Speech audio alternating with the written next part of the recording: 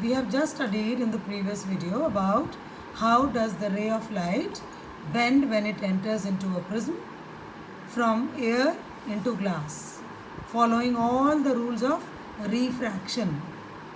जब हम एक सिंगल प्रिज्म लेते हैं और उसके अंदर एक मोनोक्रोमेटिक लाइट को इंसिडेंट करते हैं तो वो रे कैसे बेंड होती है, कहाँ पर एंगल ऑफ डिविएशन बनता है, वो सारी नॉलेज होने के बाद then you studied about dispersion of light. Dispersion of light में हमने देखा कि अगर हम मोनोक्रोमेटिक लाइट की जगह एक वाइट लाइट को एंटर करें तो वो वाइट लाइट अपने स्पेक्ट्रम में ब्रेक हो जाती है.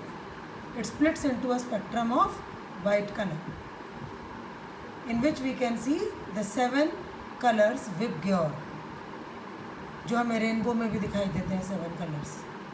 सो वाइट लाइट जब प्रिज्म के अंदर एंटर होती है तो उसका डिस्पर्जन होता है और उस डिस्पर्जन को हम एक स्क्रीन पर देख सकते हैं. We can see the spectrum of that light.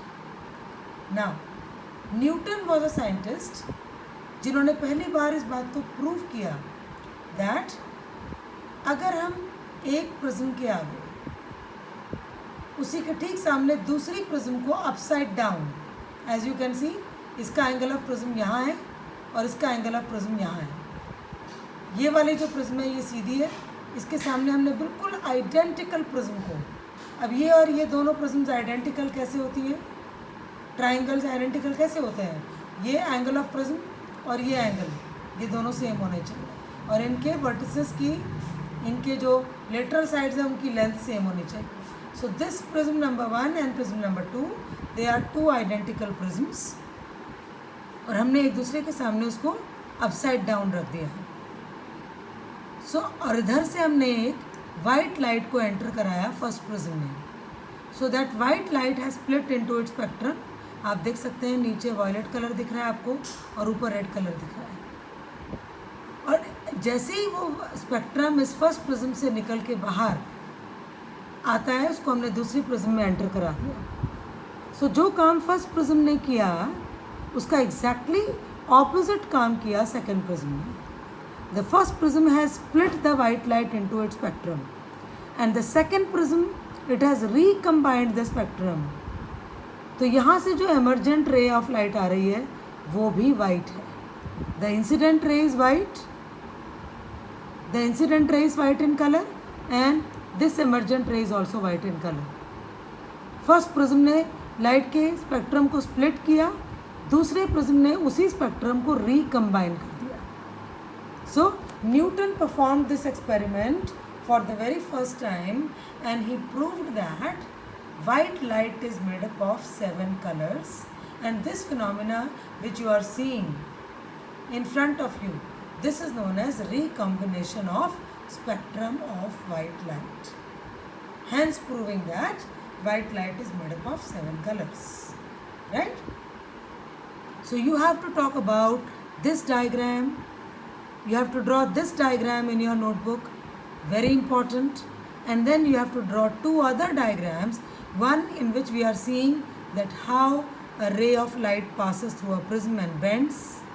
ये जितना भी स्पेक्ट्रम आपको एक प्रिज्म के अंदर दिखाई देता है, वाइट लाइट अपने स्पेक्ट्रम में ब्रेक हो जाती है, इसके पीछे रीज़न क्या है? The reason actually is angle of deviation. जब एक वाइट लाइट एक सिंगल मीडियम में ट्रैवल करती है तो उसके जो 7 कलर्स हैं, all 7 colours have different wavelengths, लेकिन उनकी वेवलेंथ्स में जो डिफरेंस है वो बहुत ही कम होता है. So they are travelling with almost the same speed, तो इसीलिए वो कलर्स आपको अलग अलग दिखाई नहीं देते. बट जैसे ही वो वाइट लाइट प्रिज्म के अंदर एंटर होती है तो each and every colour bends at a different angle. हर कलर अलग अलग एंगल पे बेंड हो जाता है एंड अलग अलग एंगल पे बेंड होने की वजह से वो सारे कलर्स हमें अलग अलग दिखाई देते हैं. So if you are asked a question कि हमें प्रिज्म में ही स्पेक्ट्रम क्यों दिखता है, क्लास लैब में क्यों नहीं दिखा, तो उसका आंसर क्या है? Because in a prism each color is bending at a different angle That's why we are able to see the 7 colors differently. In a glass slab, there is no angle of deviation. Glass slab में तो lateral displacement होता है. And वैसे भी अगर आप देखेंगे तो glass slab is a combination of 2 prisms. इसी डायग्राम को ध्यान से देखो. अगर हम इस डायग्राम में इन दोनों प्रिज्म के बीच का ये डिस्टेंस कम कर दें और इस प्रिज्म को इसके बिल्कुल साथ में चिपका दें तो ये आपका एक ग्लास स्लैब बन जाएगा, parallelogram. So a glass slab is actually a combination of 2 identical prisms. So glass slab में डिस्पर्जन होता है, लेकिन ये 2 प्रिज्म्स इतने एक दूसरे के इतने नज़दीक हैं कि जैसे ही वाइट लाइट ग्लास स्लैब में एंटर होती है, उसका एक प्रिज्म वाइट लाइट के स्पेक्ट्रम को स्प्लिट करता है. ऑन द स्पॉट दूसरा प्रिज्म, अगर ये आधा हिस्सा है ग्लास स्लैब का तो यहाँ पर स्पेक्ट्रम बना, और ये ग्लास स्लैब का जो दूसरा हिस्सा है वो बिल्कुल यहीं पर लगा हुआ है. सो स्पेक्ट्रम बनते ही रिकम्बाइन हो जाता है and the light travel so fast कि we are not able to see the spectrum. Fine.